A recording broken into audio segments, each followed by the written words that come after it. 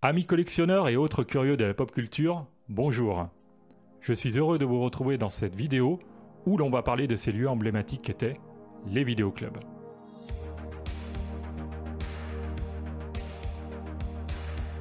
Au début des années 80, la cassette VHS règne en maître. Il est possible de voir les films chez soi, sur magnétoscope. Naturellement, ces lieux de location fleurissent dans chaque ville, puis dans les quartiers. En France, début 80, on en compte 2500 jusqu'à atteindre un pic de 4000, un âge d'or. Le DVD débarque à la fin des années 90, Internet aussi. Les vidéoclubs déclinent aussi vite qu'ils sont arrivés. Actuellement, en France, on en compte une petite dizaine. Nous avons rencontré deux anciens gérants de vidéoclubs, Christophe et Mathieu, afin de nous parler du fonctionnement de ces magasins, des anecdotes surprenantes, leur avis aussi sur l'expansion, le déclin et l'avenir de ces lieux magiques. Après leur intervention, je vous retrouve en compagnie de Charles afin d'échanger quelques souvenirs. En attendant, bonne plongée dans le royaume de la VHS et du DVD.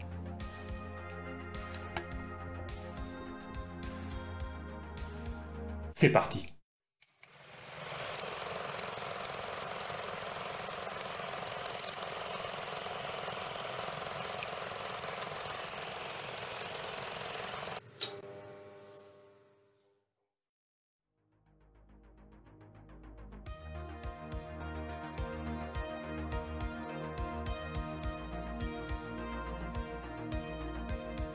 Bonjour, j'ai travaillé dans deux vidéoclubs déjà, et moi c'est des années 2000 à 2005, donc j'ai pas connu la grande période, moi j'ai connu plus le déclin malheureusement, et donc j'ai travaillé chez Vidéo Futur pendant 2 ans, Vidéo Futur sur Mâcon, en Saône-et-Loire, et après j'ai décidé de me mettre à mon compte, j'ai monté un vidéoclub indépendant, donc pendant 3 ans, parce que je voulais plus de liberté en fait, et plus de choix dans mes rayons en fait à proposer aux clients.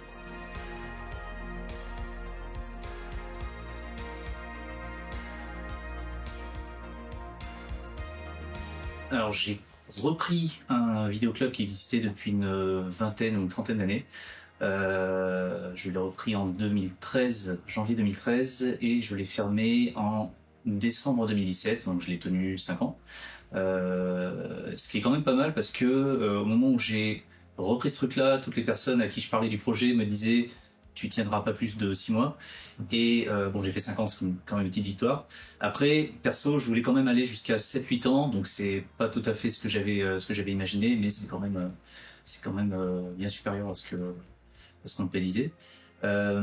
C'était un vidéoclub qui était place de Paris à Lyon 9e, et que j'ai retransformé pour le rendre un petit peu plus conforme à ce que moi j'aime, le moderniser aussi un petit peu, et aussi mettre en avant, surtout ce qui m'intéressait, des films qui, selon moi, n'étaient pas suffisamment mis en avant. Ça, j'en parlerai peut-être un peu plus tard.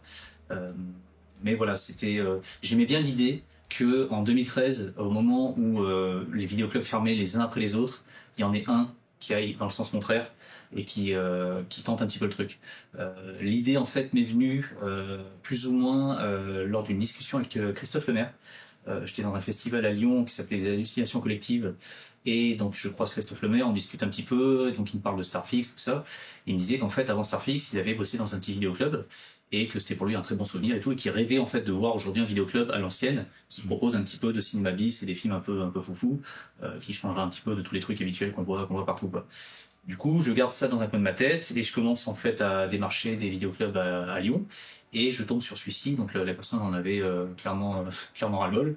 Donc après 6 mois de négociation, je reprends le truc, j'arrive à lui faire signer une promesse de vente. On met tout ça en place et puis après donc je récupère le vidéoclub. Donc je récupère aussi sa clientèle, ce qui a dû aussi en étonner quelques-uns, c'est qu'on avait des goûts qui étaient diamétralement opposés. Lui était très comédie française, très film entre guillemets sympa sans plus, quoi, les trucs avec Danny Boone, les machins que quand tu regardes le film, enfin quand le générique défile, t'as déjà oublié ce que t'as vu. Donc non, moi c'était pas trop mon kiff. Donc voilà, il y a eu un petit temps d'adaptation pour qu'ils comprennent un petit peu que il y a plus forcément à avoir tout à fait les mêmes choses. J'allais aussi avoir ces films-là, mais il allait aussi y avoir des trucs qu'ils avaient peut-être pas forcément l'habitude de voir, quoi. Donc voilà, j'aimais bien ce truc-là, j'aimais bien l'idée d'aller à contre-courant, et je crois que l'année où j'ai repris le vidéoclub, il y en avait, enfin, je crois une petite cinquantaine qui fermait en France. Il y en avait qu'un seul qui ouvrait, voilà, ça me faisait rire. L'enseigne du club, c'était... L'enseigne du vidéoclub, c'était Visio Vidéo. Visio Vidéo, voilà, il y avait rien de très original, mais j'avais le projet en fait à l'époque de moderniser un petit peu le concept du vidéoclub, vu que j'avais 100 mètres carrés, et de faire moitié vidéoclub, moitié salle de visionnage. Projet que j'ai dû abandonner quand j'ai vu le prix que ça coûtait. Il y a aussi pas mal de trucs d'un point de vue légal en fait à respecter au niveau des droits, au niveau des normes de sécurité. Enfin bref, c'était compliqué. J'ai préféré jouer la sécurité et commencer entre guillemets juste comme un vidéoclub et voir comment ça évolue après. Le souci, c'est que un an après, Netflix est arrivé. Donc voilà, le projet il a été un petit peu mis de côté et transformé pour naître sous une autre forme.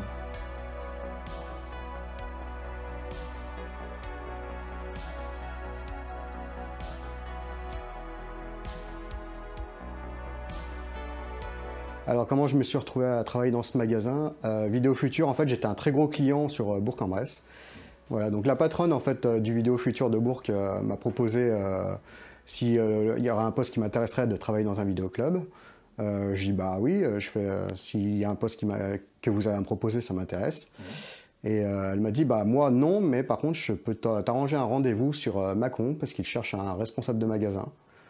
Donc voilà, et après j'ai fait mon entretien une semaine après et j'ai été pris. En fait eux ils cherchaient un passionné, donc la passion a fait que j'ai été pris rapidement. Donc avec aucune expérience en vidéoclub, à part client quoi. En 2013, quand j'ai repris ce truc-là, on connaissait pas encore Netflix. Netflix, j'en ai entendu parler 6-7 mois plus tard.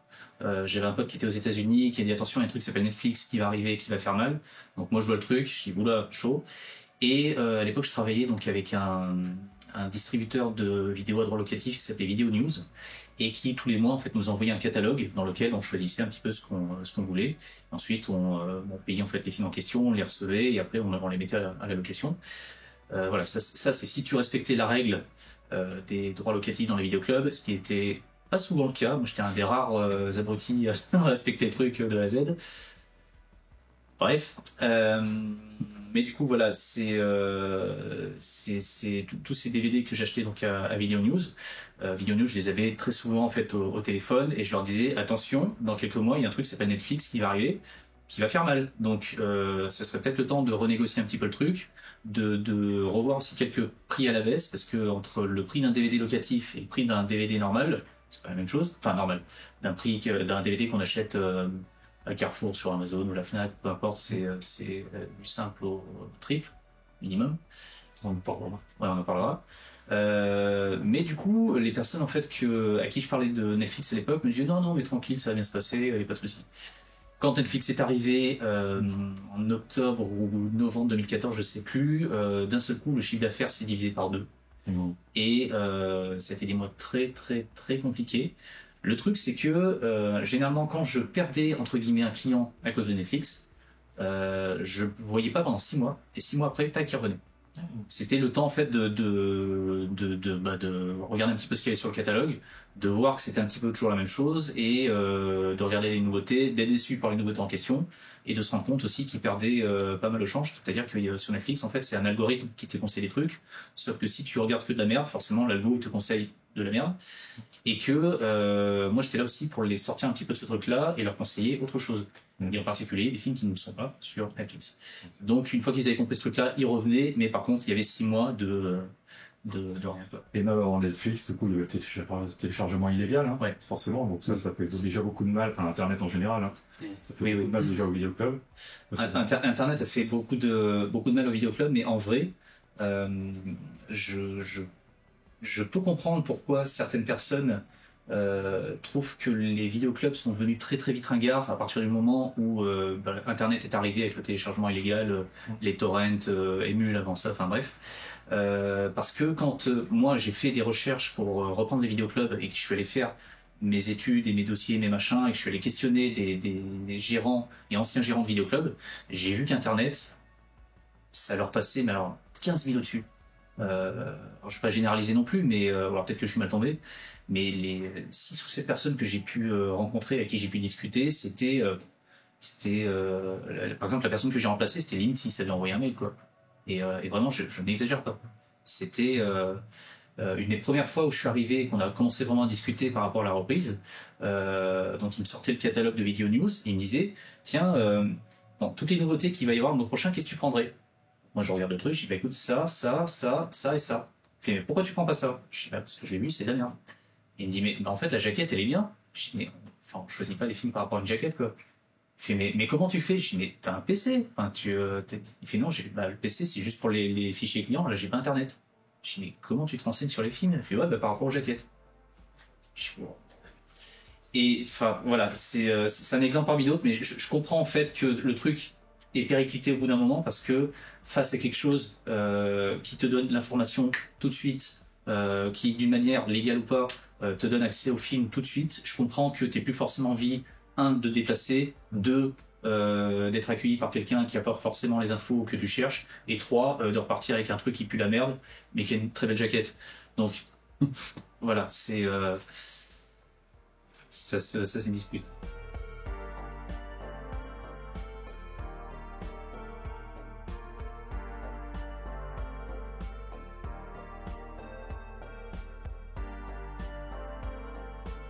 Mon premier jour de travail à Vidéo Futur, bah, ça m'a procuré une sensation de bien-être parce que je me retrouvais un peu dans mon élément à devoir conseiller sur les films, tout ça. Après, je me suis rendu compte qu'il y avait beaucoup de choses en plus à gérer, mais j'étais dans mon élément, quoi. Ce qui m'a fait basculer de Vidéo Futur à Vidéo Star, on va dire, c'est le fait que Vidéo Futur, on était vachement cadré. Il fallait, on commandait nos films par rapport au chiffre d'affaires, on avait une force de vente et on commandait beaucoup des films donc très populaires. C'est-à-dire qu'on ne pouvait pas aller commander ce qu'on voulait en film indépendant, film hors catégorie, on va dire. Et c'est ce qui m'a fait basculer dans le vidéoclub indépendant. Mon premier jour à Vidéo Star était différent parce que c'était mon bébé. Donc c'est pas pareil. C'est une joie encore plus forte, mais avec un stress beaucoup plus important parce que il faut pas se planter. Déjà que la vidéo commençait déjà à être sur le déclin, donc mais bon, je voulais essayer d'aller chercher une clientèle différente et puis faire autre chose, quoi. Le tout premier jour de travail que j'ai effectué, ouais, c'était le 2 ou 3 janvier 2013. Et j'étais un petit peu en panique parce que j'étais là à dire oulala, en vrai j'ai plein de trucs à apprendre, comment est-ce que ça marche, le PC, le système de clients, de machin, tout ça. Enfin, conseiller des films, ça je sais faire, il n'y a pas de souci. Tous les films qu'il y avait dans le magasin, on va dire, j'avais dû en voir je pense 80%, très honnêtement. Donc quand quelqu'un rentrait dans le magasin et qu'il fallait la conseiller, ça y est, pas de souci. Moi c'était plus le côté comment marche tel PC, comment fonctionne le distributeur en façade, c'est quelle clé pour quel truc et tout. Donc ça je l'ai appris au fil des jours qui sont assez. Ouais, je l'ai appris sur le tas parce que la personne avec qui je reprenais le vidéoclub en fait était vraiment cool à ce niveau-là. Enfin, il est resté avec moi, il m'a expliqué tout ce qu'il fallait savoir, tous les petits cas figures un peu particuliers, tout ça. Pour formation interne. Ouais. C'était une formation sur le tas, c'était très bien d'ailleurs. Mais je me rappelle surtout de la première fois où j'ai refusé, où j'ai refusé un film à un client sous prétexte que c'était de la merde. Et le film, je me rappelle encore très bien, c'est un film qui s'appelle Les Seigneurs. C'est un film sur le football avec Gad Elmaleh, Omar Sy, Franck Dubosc et je sais plus qui. Et à l'époque, c'était donc le premier mois que je faisais et c'était le film à louer, enfin à acheter absolument sur le catalogue Video News, genre si t'as pas acheté ça, t'as rien compris. Et je vois ce truc, je savais ce que c'était, j'avais vu la bande-annonce, j'avais vu plein d'extraits, j'avais des potes qui étaient allés voir ce truc et je savais que c'était pas bon. Et j'étais là à dire, mais en fait, non, je prendrai pas ce film, je vais plutôt dépenser mes sous dans un truc qui sera plus intéressant et plus rentable, parce qu'en vrai, par rapport au droit locatif, quand tu payes un DVD locatif 60 € hors taxe, 40 60 euros en moyenne hors taxe, bah faut que tu le rentabilises. Donc si le truc tu le loues 3 fois, bah c'est rien quoi. Et je savais qu'en fait avec les seniors, ça allait marcher pendant une semaine ou deux et après ça allait s'éteindre quoi, parce que vraiment encore une fois le film il pue la merde quoi. Et le truc c'est que je me rappelle d'un client qui m'a dit est-ce que vous avez les seniors? Je dis non. Il fait mais vous allez le prendre? Et là j'ai dit non. Il fait mais pourquoi? C'est la nouveauté du mois tout. Je dis non mais c'est pas parce que c'est la nouveauté du mois que je dois forcément le prendre. J'ai dit voilà je suppose que vous voulez une comédie, un truc divertissant, et il me fait oui. Je fais écoutez j'en ai plein. Et je l'ai aiguillé, je crois que c'était vers Shaun of the Dead. Et en fait, il est revenu le lendemain pour me dire putain, mais en fait, merci, parce que le film était très bon. Mais par contre, je veux toujours voir les seniors. Je vais écouter, ça ne changera pas, je le prendrai pas. Si vous voulez encore une comédie, je peux vous en trouver. Mais en ce qui concerne les seniors, vous pouvez parfaitement attendre qu'ils passent à 20h50 sur TF1. Et je vous garantis que quand le générique va défiler, vous aurez oublié ce que vous avez vu. Et du coup, il rigole, il garde ce truc-là en tête. Et 2 ans plus tard, 2 ou 3 ans plus tard, il revient me voir et il me dit, parce qu'entre temps c'est devenu un client régulier, il revient me voir et il me dit, en fait, tu te rappelles, la première fois qu'on a discuté, c'était avec le film Les Seniors. Effectivement, il est passé sur TF1, je l'ai vu, et putain, t'avais raison, c'était vraiment de la merde. Voilà, donc c'était mon premier petit conflit avec un client et ma première victoire, donc je me suis dit, c'est bon, je vais continuer sur cette lancée. Et, mais après, le truc, c'était aussi de pas se focaliser que sur mes goûts à moi, parce que ça c'est une erreur que j'ai fait aussi pendant les premières semaines et qu'après j'ai pu corriger. Parce qu'en vrai, mes goûts sont pas ceux des gens. Du coup j'ai adapté, c'est-à-dire que j'écartais les films dont je savais que ça allait rien donner du tout, comme Les Seniors et quelques autres. Je focalisais sur les trucs qui me plaisaient peut-être pas forcément, mais dont je savais que ça allait être rentable. Et quand il me restait un petit peu de sous à dépenser, là, je les mettais dans des trucs dont j'étais sûr et certain qu'il y avait que ici qu'on allait les avoir. J'aimais bien aussi classer les films par catégorie, par sous-catégorie.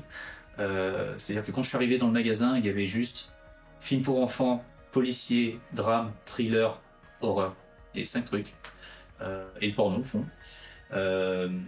Et moi, j'ai tout classé en sous-catégories, en sous-machin, ce qui fait qu'il y avait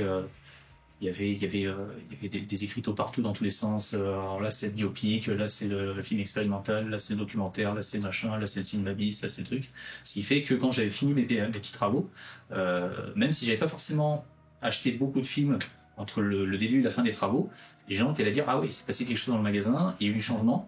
Et le fait d'avoir changé un petit peu les trucs de place, ça les a fait prendre conscience qu'il y avait des films qu'ils n'avaient pas forcément vus avant, qui maintenant sont un peu plus mis en avant, et qui donnent peut-être un peu plus envie, parce qu'ils sont classés dans un truc qui les intrigue pas.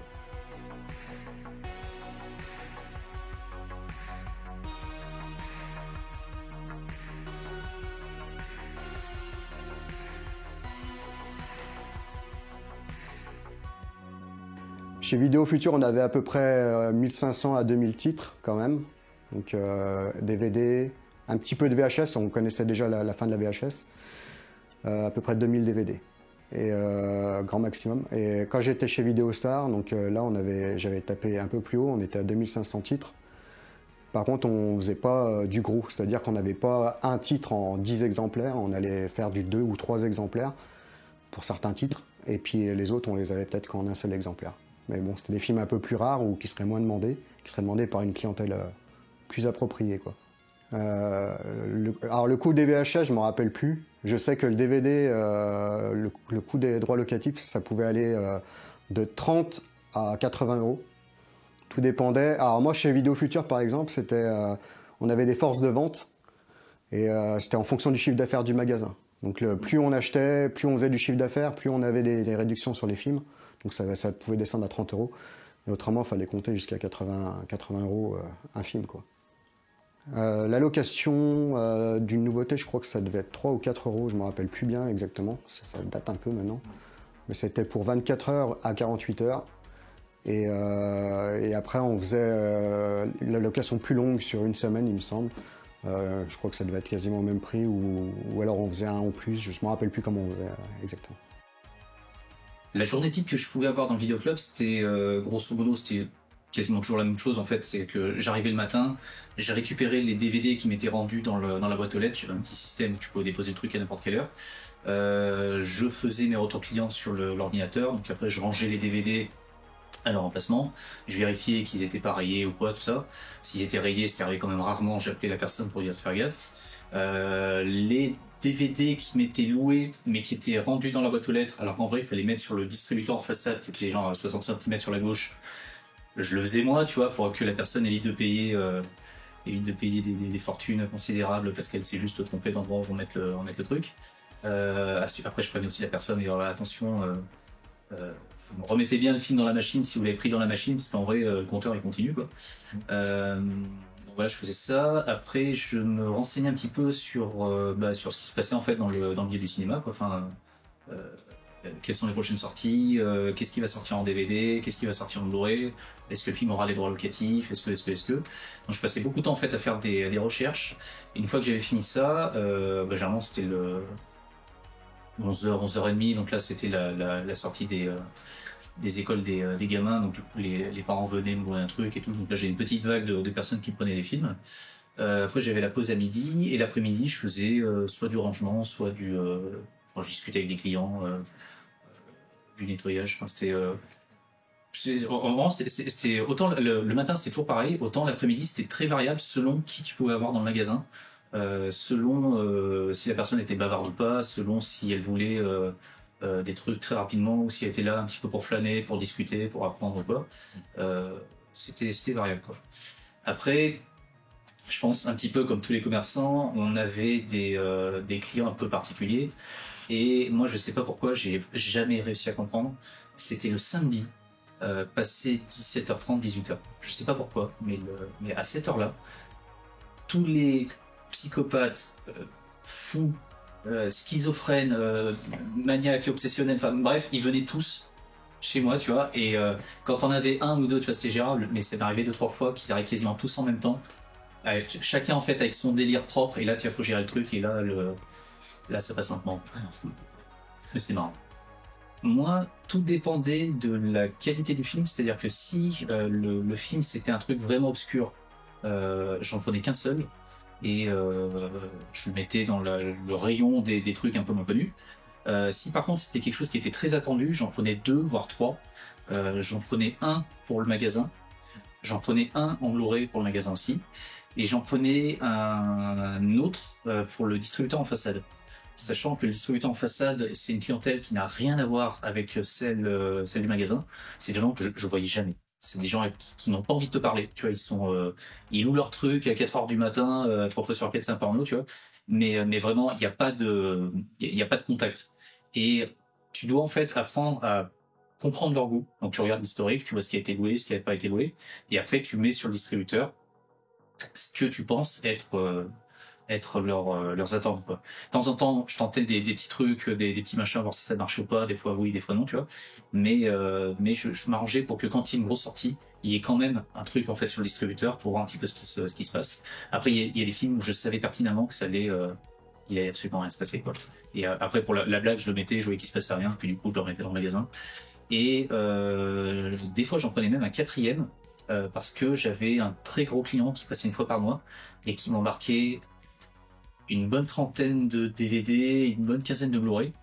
C'était un comité d'entreprise, et du coup le mec forcément focalisé sur les nouveautés, donc ça m'est arrivé plusieurs fois d'acheter un DVD à droit locatif et de faire 2 locations. Le mec il passe le lendemain, tac, il te l'embarque et il te le rend 6 mois plus tard. Je t'ai dit putain merde, quoi. Donc voilà, on avait un petit deal, genre j'en profite pendant un mois plus tard tu peux le prendre, y a pas de souci. Laisse-moi juste le truc un mois pour que je puisse le vendre complète à mes clients. Mais quand vraiment je sentais qu'il allait pas me le rendre avant très très très longtemps, je voyais si financièrement c'était faisable de prendre un 4e truc pour qu'il y en ait un petit peu un petit peu partout, quoi, que mes clients moi soient pas pénalisés par ce truc-là. Chez Vidéo Future, j'avais pas d'accès direct avec le représentant puisque j'étais juste responsable du magasin. Donc en fait, on commandait, moi je donnais une liste des films qui intéressaient par rapport au catalogue, et après on avait quelqu'un qui commandait pour nous. Et j'ai des bons souvenirs à Vidéo Future parce que j'avais des clients qui revenaient régulièrement, des fois avec des petits cadeaux parce qu'on les avait bien conseillés ou des trucs comme ça. Donc ça fait toujours plaisir. Et après, quand j'avais mon Vidéostar, du coup, là, j'étais beaucoup plus libre, donc j'avais plus accès aux représentants, tout ça. Donc des fois, on rigolait parce qu'ils me disaient « tu me cherches des trucs qui n'existent plus, qui ça sortira jamais ». Mais moi, je savais que j'avais de la demande, donc je les prenais.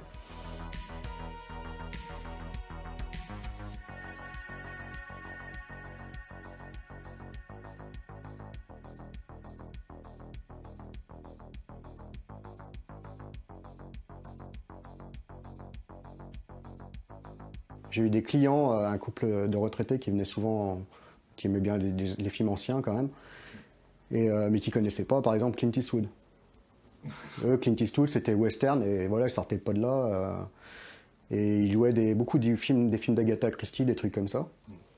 Et moi, je les ai orientés vers l'inspecteur Harry en leur disant, attention, c'est quand même le gars badass, c'est pas du Agatha Christie, c'est beaucoup plus sec. Et en fait, ils ont pris. Et le lendemain, ils sont revenus, ils m'ont dit c'est excellent et du coup, on veut voir les autres. C'est typique de ce que j'ai essayé de faire dans le magasin, c'est-à-dire faire sortir un petit peu les gens de leur zone de confort en les emmenant sur un petit peu autre chose qui, moi, m'intéressait plus que les machins qui passent à 20h50 sur TF1 et que, encore une fois, tu oublies. Les seigneurs. Voilà, les seigneurs et tout.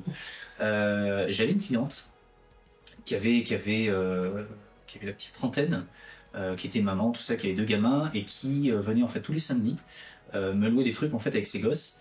Et les gamins, quand ils rentraient dans le magasin sans la mère, en fait, ils fonçaient vers le coin fantastique, Marvel, super-héros, tout ça. Donc, ouais, encore une fois, 9 et 10 ans. Et la mère ne jurait que par Truffaut, Godard, Louis Malle, voilà, tu vois. Donc, très, très, très nouvelle vague française et tout ce qui a été fait depuis, c'est pas du vrai cinéma, c'est de la merde et tout.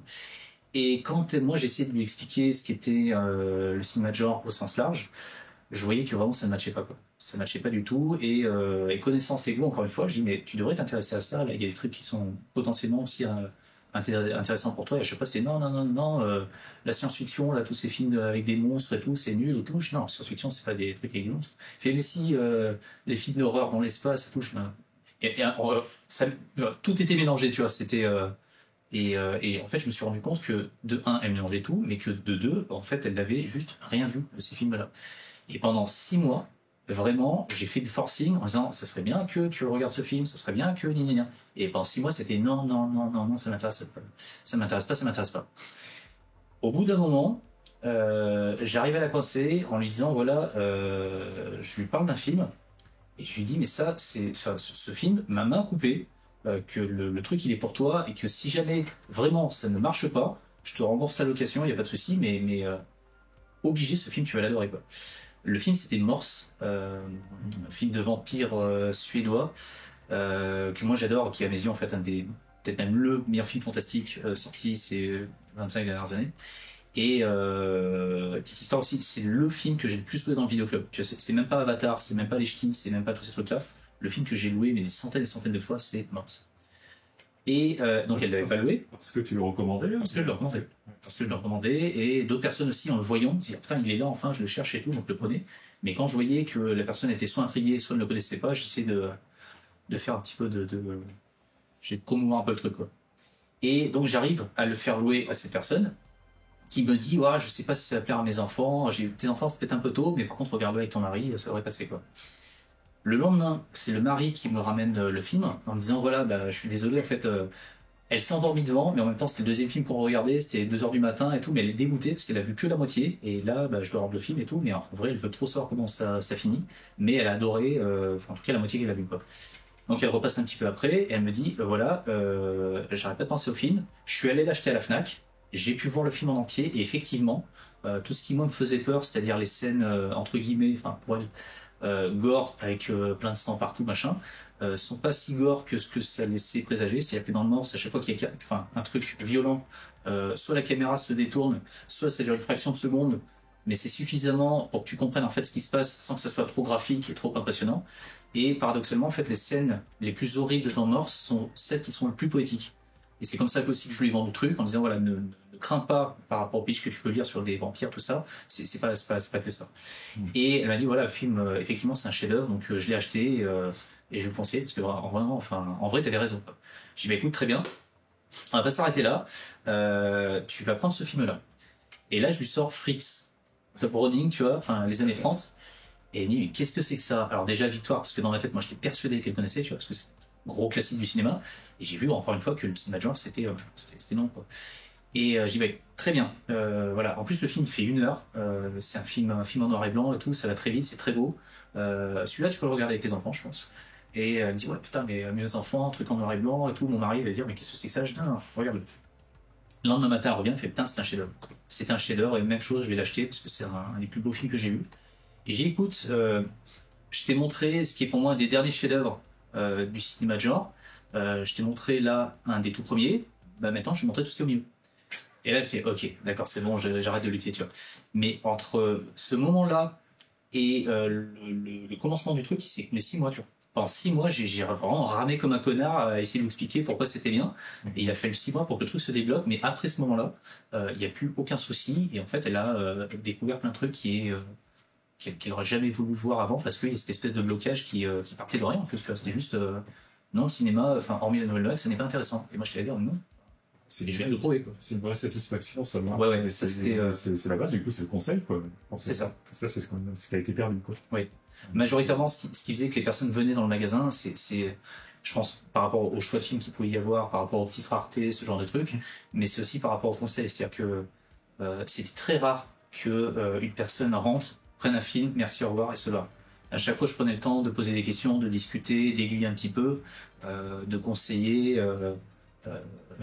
Ça m'est même arrivé quelquefois de fermer le magasin et de partir chez moi, donc j'habitais vraiment à 2 minutes, et de prendre un DVD de ma collection et de le rajouter gratos à la personne pour dire voilà, pour bien comprendre ce film, faut que tu regardes celui-là avant, par contre il est pas dans le magasin, ça c'est ma collection perso, prends-en soin, faut que tu regardes les deux, c'est obligatoire. Et voilà, ça c'était des petits trucs qui faisaient que je pense que les personnes aussi kiffaient venir dans le magasin parce qu'il y avait c'était pas juste un mec derrière un comptoir, merci, 4 euros, au revoir, voilà, tu vois, c'est pour avoir été aussi client de vidéoclub, je détestais ça quand je posais des questions à la personne et que la personne, je voyais qu'elle se branlait éperdument, tu vois, je te dis, putain, mais enfin, est-ce que t'es sûr que t'es assis à la bonne place en fait, tu vois, enfin, est-ce que tu serais pas mieux ailleurs faire notre métier, parce que visiblement, t'en as rien à foutre, enfin. J'avais un client qui était militaire. Et lui, il voulait tout le temps des films sur les prisons, toujours des trucs comme ça. Et je lui dis, mais il n'y a pas que ça, il faut aller chercher d'autres choses. Et il y avait un film qui était sorti à l'époque, qui s'appelait The Experiment. C'était un film allemand, je ne sais pas si ça parle à tout le monde. Et en fait, donc c'était une expérience qui avait eu lieu justement dans une prison, et qui avait mal tourné en fait. Et lui, il me dit, oh non, moi les trucs allemands, machin, non, ça m'intéresse pas. Je dis, bah c'est dommage, que c'est vraiment un très bon film, et c'est surprenant. Et du coup, il a pris, et le lendemain, il est revenu, la banane jusqu'aux oreilles. Il m'a dit, bah maintenant, je veux que tu me conseilles tous les films que je vais louer, parce que t'as tapé dans le mille. Le pire truc qui m'est arrivé dans le vidéoclub, c'est avec un client avec qui pourtant ça se passait très bien. Mais je sentais qu'il n'était pas tout seul dans sa tête. Donc des fois, il y a des conversations qui étaient un petit peu lunaires. Et il me racontait des trucs où j'essayais de pas le contrarier parce que vraiment, je sentais que ça pouvait déraper. Mais au-delà de ça, le mec était cool. Et ce jour-là, je sais pas ce qui s'est passé, il est arrivé avec un petit sac Fnac rempli de DVD de Hostel et Hostel 2. Et là, je me suis rappelé que j'avais fait l'erreur de lui louer Hostel 2. Erreur que j'aurais jamais dû commettre parce que je savais que le mec était potentiellement un peu instable, et je lui ai loué un film d'horreur, alors qu'en vrai je m'arrangeais à chaque fois pour lui louer des trucs soft, des Ghibli, des Disney, des machins, des trucs un peu light, et là je sais pas pourquoi j'ai pas vérifié, enfin bref, et le mec était persuadé que dans Hostel 2 à un moment donné, vers le milieu du film, il y a une femme qui est suspendue par les pieds et qui est égorgée, et il y a une femme en dessous qui se baigne en fait dans le sang qui coule et tout, et il s'était persuadé que la femme qui se faisait égorger, qui était suspendue par les pieds, était sa sœur, et que c'était moi qui avais tourné le film, et que par conséquent, j'étais responsable de la mort de sa sœur, et que en plus, j'en avais fait commerce. Donc c'est pour ça qu'il était allé à la Fnac, acheter tous les hostels et tous les hostels 2, donc je pense que le vendeur a dû le prendre pour un dingue, tu vois, mais il avait véritablement un sac avec tous les hostels et hostels 2 qu'il avait pu trouver à la Fnac, pour préserver les gens de l'image du meurtre de ce qui, pour lui, était sa sœur dans le film. Et moi, je lui dis, mais t'es au courant que c'est un film et tout? Et il commence à monter dans les tours. Non, machin. En plus, c'est toi qui m'a loué ce truc-là. T'es un meurtrier et tout. Et là, je comprends qu'en vrai, ça va être très difficile, tu vois. Et en fait, il commence à hurler. Moi, je commence à hurler aussi. Et à un moment donné, il me sort un petit couteau suisse. Il me dit, de toute façon, je vais faire la même chose, je vais te décapiter, machin. Puis, je voyais qu'il galérait à sortir son truc. Donc, moi, je hurle encore plus. Surtout en me disant il y a un bar à côté, tu vois, donc les mecs ils vont entendre que sa gueule, ils vont peut-être rentrer et puis sortir et tout, et moi de toute façon j'étais prêt à bondir et me barrer, tu vois, et en fait j'ai hurlé plus fort que lui, ce qui fait qu'il a rangé son truc et il est parti. Et donc le soir j'étais là à dire qu'est-ce que je fais, j'ai des positions de main courante, je fais un truc comme ça, tu vois, Et le lendemain, il est revenu, quand il a poussé la porte, je dis merde. Et en fait, il était tout penaud, il s'excusait, parce que je pense qu'il était un petit peu alcoolisé. Et il m'a dit, putain, Mathieu, je suis désolé, hier j'ai dérapé, machin, j'ai fait de la merde et tout. Je dis, non, mais c'est pas grave et tout, c'est l'histoire ancienne, que je te pardonne. Donc on recommence à discuter, entre guillemets, normalement, et là, je vois qu'il repart dans ses délires. De trucs familiaux qui sont jamais arrivés. Voilà. Et là, je comprends, et je me dis, potentiellement, j'ai peut-être affaire à un schizophrène ou un truc comme ça, tu vois. Le mec est pas tout seul dans sa tête. Donc, à partir de là, j'étais là à dire oui. Les seuls moments où j'essayais de le remettre un petit peu dans la réalité, c'est quand il me disait telle personne est véritablement morte dans un film. Là, ils l'ont tué, là, ils l'ont tué, là, ils l'ont tué. Je dis non. J'attends, viens avec moi. Au fond du magasin, j'avais une petite bibliothèque où je mettais des bouquins de cinéma, puis j'avais 2 fauteuils, donc de temps en temps, les gens se posaient, feuilletaient, puis ils disaient un truc, puis après ils me demandaient un film par rapport à un truc qu'ils avaient vu dedans. Mais je me rappelle avoir passé bien 45 minutes, en fait, film par film, à lui expliquer comment chaque meurtre était fait. Comment est-ce qu'on fait un égorgement, comment est-ce qu'on fait une décapitation, comment est-ce qu'on fait un impact de balle, comment est-ce qu'on fait machin. Il était persuadé que la gamine dans l'Exorciste, c'était une vraie gamine exorcisée, qu'elle était vraiment possédée et qu'elle était morte et je sais pas quoi, tu vois. Je sais pas où il était chercher ça, enfin bref. Et j'ai dû lui expliquer par A plus B comment était fait le vomi, comment était fait la tête qui tombe. Je lui ai montré des photos, des machins, des effets spéciaux. Je lui ai dit, voilà, le mec qui a fait les effets, c'est un mec qui s'appelle Dick Smith, il a fait ça, les moules, ils sont à tel endroit, machin. L'actrice, elle s'appelle Linda Blair, aujourd'hui, elle a 50, elle est mariée, elle a des gosses et tout. Et il m'a dit, putain, en vrai, merci, parce que ça descend un petit peu dans ma tête, et je suis un petit peu rassuré par rapport à ce que tu m'as montré. Je dis pas qu'il n'y a pas 2-3 meurtres de temps en temps dans les films, mais là, ça m'a un petit peu calmé, toi. À demain. Ouais, Brandon Lee, hein, Ah ouais. notamment. Ouais, non, je savais que si je parlais de ça, j'étais mort. Oui, c'est sûr. Ah, je me rappelle d'avoir eu 2 clientes qui me ramènent un DVD. C'était chez Vidéo Futur, ça. J'étais au comptoir, donc j'ouvre le boîtier. C'était des boîtiers bleus en plastique, là. J'ouvre le boîtier, comme ça, et là, je vois le DVD c'était un dessin animé. Plein de Nutella et de confiture. Et là, je regarde les clients, les clientes, je les regarde, je fais, vous avez vu dans l'état que vous me rendez le film? Et elles me regardent, me font, on a payé. Ah, ok. Donc c'est normal pour vous que vous me le rendiez plein de Nutella. Je fais, à la limite, vous me le rendez tout rayé, c'est pareil, quoi. Et eux, elles me disent comme ça, oui, nous on a payé notre location, donc le matériel nous a appartenu, on vous le rend dans l'état qu'on vous le rend, et c'est à vous de gérer. Dans les magasins, dans les vidéoclubs, on a une garantie, on peut facturer le film avec les droits locatifs. Seulement Vidéo Futur, eux, pour pas perdre leurs clients, le faisaient pas. Donc là, c'était à Vidéo Futur.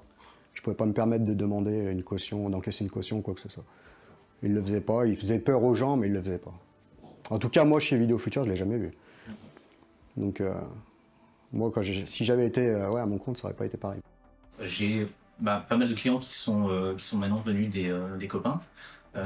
Des clients qui sont rentrés un petit peu par hasard parce qu'ils ont vu de la lumière, et après ils me disaient ouais putain ça existe encore un vidéoclub et tout, donc j'ai dit oui, et donc alors, on commençait à parler cinéma, puis après la personne revenait le lendemain, me prenait un film.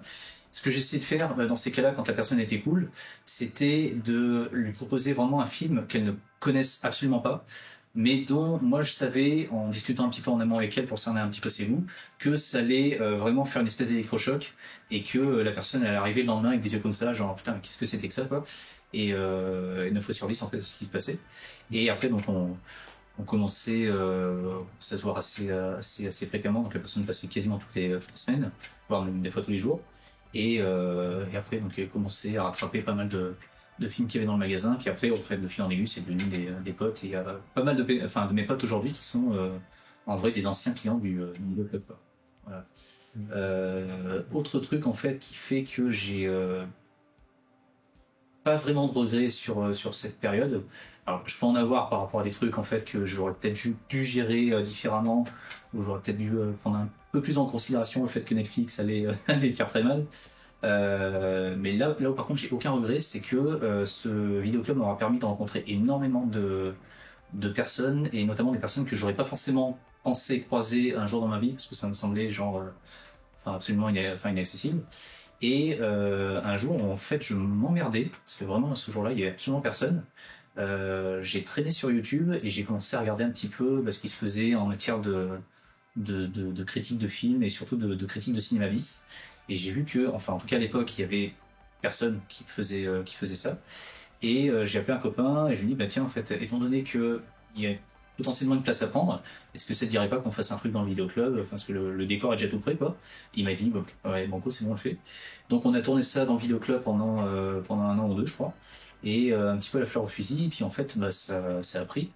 Et je pense qu'en vrai, sans mon vidéoclub, j'aurais pas mon travail actuel, qui est monteur vidéo pour une autre chaîne YouTube, entre autres, et j'aurais pas rencontré toutes les personnes avec qui je suis actuellement sans ce truc-là, quoi. Donc voilà, la chaîne YouTube en fait qui me fait vivre en fait aujourd'hui découle indirectement d'une journée où je me suis emmerdé dans mon vidéoclub chaque jour où il y avait personne.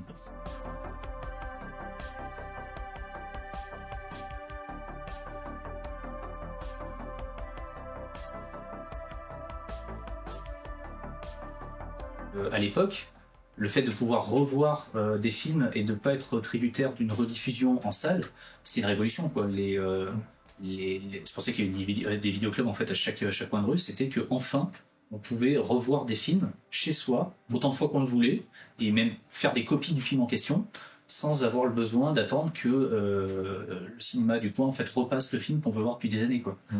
Aujourd'hui, ça paraît extrêmement banal en fait avec internet où en 2 clics on peut voir quasiment tout ce qu'on veut, mais à l'époque c'était juste révolutionnaire, quoi. Et forcément que c'était le truc dans lequel il fallait être si on voulait faire de l'argent, parce que je sais qu'à Lyon, rue Valentin Couturier, qui est une rue que j'ai habité en plus, ça j'ai su qu'après, il y avait le plus gros vidéoclub de la région, ça c'est sûr, et peut-être même de France. Parce que le truc était je crois que c'était sur un étage, et le mec m'a raconté qu'en vrai il y avait la queue sur toute la longueur de la rue et que les gens repartaient avec des piles infernales de trucs et que ça tournait, cher aussi je crois, ça tournait mais à fond la caisse, quoi. Donc vraiment il y a eu un âge d'or où les mecs en fait les mecs qui travaillaient en fait là-dedans à l'époque c'était des rois, quoi, parce que vraiment c'était le truc pour faire de l'argent facilement, parce que encore une fois le truc c'était une révolution, tout le monde voulait revoir ou découvrir des films. Et moi je me rappelle très bien quand j'étais gamin et que je rentrais dans les vidéoclubs, pour moi c'était des temples avec des milliers d'images complètement folles, et j'avais trop envie de savoir ce qui se cachait derrière chacune d'entre elles, tu vois. Et en particulier les trucs un peu foufou auxquels on n'avait pas forcément accès, mais ça faisait vraiment rêver, quoi. Et je pense que c'est aussi une des choses qui sont perdues, c'est que quand tu vas sur un système de VOD, que ce soit Netflix, Prime, Disney+, ou peu importe, entre le moment où tu t'installes devant et le moment où tu choisis ton film, il s'écoule en moyenne, je pense, un bon quart d'heure. Si tu sais pas vraiment par avance précisément ce que tu veux regarder, mais que tu te poses devant en mode ouais, qu'est-ce qu'on regarde, il y a toujours un petit quart d'heure qui se passe, parce que voilà, tu fais ça, ah non, je l'ai déjà vu, ah non, machin, ah non, qu'est-ce que ça pas les roufs, ah non, rien. Et moi, ça m'arrive très fréquemment en fait d'avoir des potes qui abandonnent.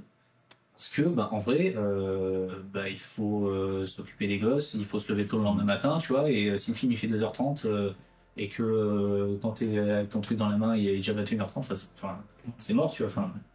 Et du coup, le vidéoclub, c'était un moyen paradoxalement, de gagner du temps. Alors, t'en perdais parce qu'il fallait se déplacer au vidéoclub, mais tu le regagnais une fois dans le vidéoclub parce que t'avais un mur d'image, et surtout, t'avais une personne à côté de toi qui disait non, pas ça c'est de la merde, ça par contre ça c'est pour toi, ça, là ça c'était l'idée. Tu vas passer une très bonne soirée, tu vas aller voir un truc de ouf, et voilà. Au début des années 80, je pense que les vidéoclubs ils ont percé parce que les gens ils étaient très matériels déjà, donc c'était la nouvelle technologie, il y avait les VHS, c'était le début, et les gens ils n'avaient pas forcément envie de sortir tout le temps, donc ils se sont procurés des magnétoscopes, ils ont commencé à voir les films à la maison. C'était ça pour moi au départ. Il y a eu aussi le fait qu'il y ait une loi en France qui interdit de passer certains films, les films, je crois le lundi, si je ne me trompe pas, lundi, mercredi et vendredi, à la télé, même le samedi, il me semble, pour pas que les cinémas soient en perte de chiffre d'affaires. Et je pense que ça a fait que les gens, ils voulaient un loisir chez eux constamment, et puis le cinéma à domicile, quoi. Le truc, c'est que à partir du moment où Internet arrive et te propose en 2 clics de visionner le film en question, de manière légale ou pas, ça c'est encore autre chose, l'acte de se déplacer pour aller chercher un produit culturel, en fait, devient relou.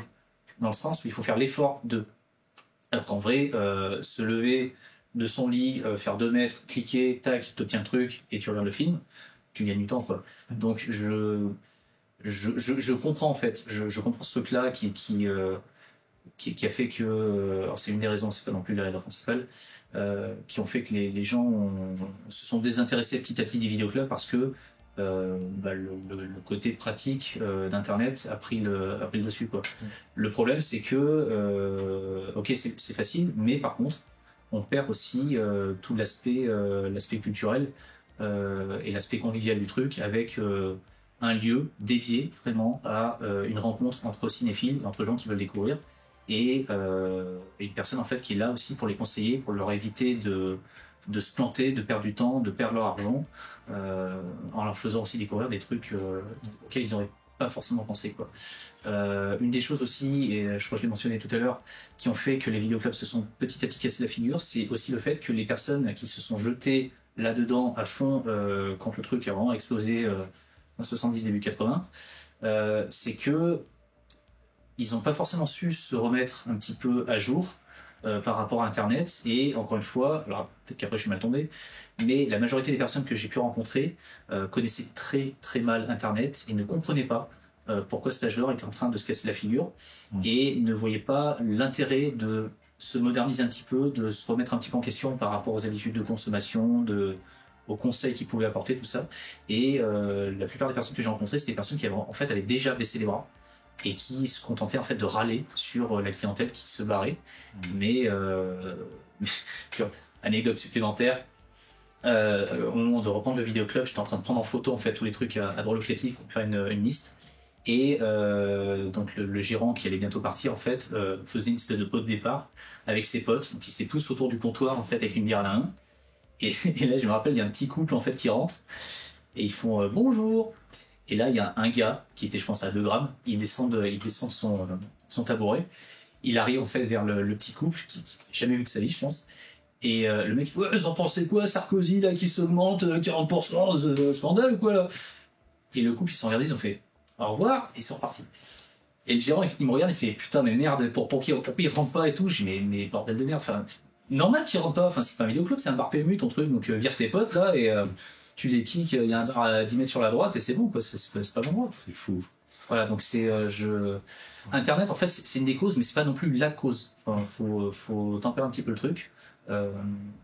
Je pense que l'absence de remise en question et de modernisation entre guillemets de la formule par rapport à Internet, et le manque aussi de prise de conscience du danger que pouvait rencontrer Internet, que pouvait amener Internet, ça fait que les choses se sont accélérées. Les vidéoclubs étaient de toute façon voués à se péter la gueule. Donc Internet, c'est pas tout négatif, mais sur ce coup-là, ça, on en a beaucoup souffert, nous les vidéoclubs. Malgré qu'aujourd'hui je suis comme les autres, hein, je me sers des certaines plateformes machin, mais ouais, ça a tué pas mal. Après, je considère pas que Internet en responsable en fait. Il y a aussi beaucoup l'État, je pense, pour moi, qui a pas aidé les vidéoclubs, le CNC non plus, parce que je pense que si déjà les droits locatifs étaient moins élevés, l'accès aux loisirs serait toujours partagé aujourd'hui. Et en fait, je pense que ça plombe beaucoup les vidéoclubs, parce que quand tu payes un loyer alors je dis entre 7 et 700 euros, et puis peut-être maintenant 2000, 3000 euros, j'en sais rien, plus les droits locatifs, et que tu loues ton film 4 euros, fais tes comptes, et puis tu vas voir que t'es loin du compte, quoi. Alors sachant qu'il y a des films qui sortent même pas. Donc des fois, t'es pas sûr de les sortir, tu vas sortir une fois ou deux. Donc ouais, moi je pense que l'État a aussi une part de responsabilité. Je sais que quand j'ai fermé le vidéoclub, alors, c'est jamais agréable en fait de fermer une entreprise que tu as créée, machin.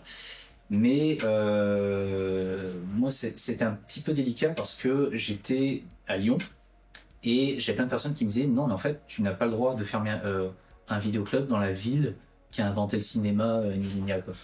Et limite, t'as une mission de sauvegarde du patrimoine et tout. Et j'étais là en fait à culpabiliser, à me dire non, mais il faut que je continue le truc parce que, en vrai, oui, le dernier vidéoclub de Lyon, c'est moi. Et on est dans la ville du cinéma, je peux pas fermer ça, c'est pas possible. Donc du coup j'ai appelé une mairie, j'ai appelé plein d'organismes, je me suis inscrit à pas mal de trucs, j'ai fait plein de dîners, de machins avec des comités d'entreprise, des trucs, et ça n'a jamais fonctionné. Le truc, c'est que à partir du moment où je me suis dit, allez, c'est bon, j'en ai ras le cul, j'arrête. Là, le téléphone n'arrêtait pas de sonner. C'était, c'est trop triste, et machin, tout ça. Donc, Le Progrès, France 3, et je sais plus quoi, et plein de personnes qui se branlaient complètement de ce que j'ai pu faire avant. D'un seul coup, tout le monde se réveillait et tout le monde te pleurait, quoi. Quand t'es là, tout le monde s'en fout. Par contre, quand tu mets la clé sous la porte, tout le monde te pleure. Voilà, mais désolé les mecs, mais bon, c'est pas ça. Moi, je regrette beaucoup, oui, que les vidéoclubs n'existent plus ou qu'il y en ait très peu. Moi, dans ma région, il n'y en a plus du tout. Parce que c'est un lieu d'échange.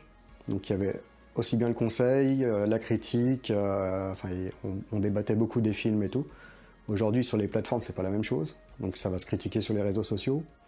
Et les critiques sur les réseaux sociaux sont pas forcément très constructives. Et donc, ouais, pour moi, les vidéoclubs, ça manque beaucoup, quoi. Je regrette leur disparition. Je regrette aussi qu'il y ait une génération qui n'ait pas connu ça et qui n'ait connu en vrai que des algorithmes sur un écran, quoi. Et je trouve ça un peu triste. Et je pense que c'est aussi pour ça. Alors je prêche un peu par ma paroisse, mais c'est aussi pour ça qu'il y a pas mal de youtubeurs cinéma qui ont un gros engouement, parce que en vrai, le fait d'avoir quelqu'un en qui tu aies confiance, qui te conseille des films, je pense que c'est aussi ce qui manque à cette génération qui n'a pas connu les vidéoclubs. Je pense qu'en vrai, si ces trucs-là existaient encore, ils regarderaient peut-être un peu moins de mecs qui leur conseillent des films sur YouTube, ils iraient un peu plus dans ces lieux-là, ne serait-ce que pour avoir quelqu'un physique en face de soi qui te parle et pas de vidéo, quoi. Je pense qu'en fait, ils découvriraient quelque chose qui serait peut-être un peu moins ringard que l'image qu'ils en ont actuellement, alors qu'en vrai, les trois quarts n'ont pas connu le truc, quoi. Alors, je sais pas si un jour ça reviendra, les vidéoclubs. Moi, j'aimerais bien. Après, je pense que ça reviendra pas comme avant. Ce sera pas le même système. Ce sera peut-être plus, oui, de l'achat-vente, à mon avis. Après, c'est tout bête, mais je pense qu'il faudrait qu'il y ait une série ou un film construite sur les vidéoclubs pour qu'il y ait un engouement là-dessus et que ça relance, en fait, ce système de vente, tout ça, ce lieu de partage, ce lieu d'échange. Je pense que c'est ça, en fait. Il manque juste le petit coup de nostalgie qui fait que ça va relancer. Après, la location en elle-même, pour moi, je pense que c'est compliqué. Mais la vente, oui, ça peut se faire. En vrai, la seule chose qui pourrait se produire, c'est ce truc-là par rapport au disquaire, c'est-à-dire que le disque en fait revient un petit peu à la mode. Et il se peut qu'au bout d'un moment, les gens en aient un petit peu marre de payer 15 000 abonnements à Prime, à Netflix, à Disney+, à Warner, je sais pas quoi, tous les trucs qu'il peut y avoir.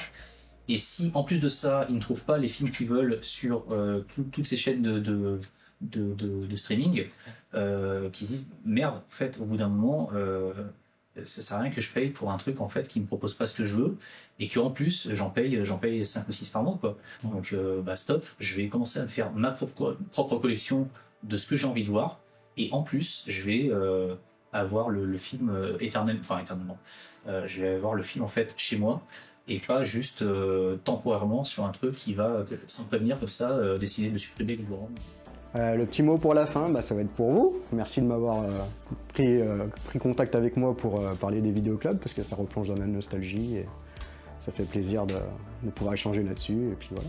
Pour les quelques personnes qui malheureusement n'ont pas connu toute cette époque, je vous encourage l'achat d'un bouquin qui s'appelle VHS Story, qui est écrit par Lucas Balbo, qui est un des plus grands collectionneurs, plus grand maniaque de cinéma français que je connaisse. C'est un bouquin en fait qui est passionnant, qui revient sur toute l'histoire des vidéoclubs et de l'explosion de la VHS en France, comment c'est arrivé, quels sont les différents éditeurs, qu'est-ce qu'ils proposaient, tout ça.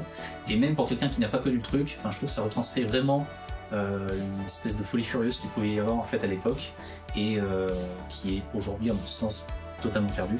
Ça c'est notre histoire, mais voilà, VHS Story, c'est pas forcément facilement trouvable, mais je pense que via internet vous pouvez mettre.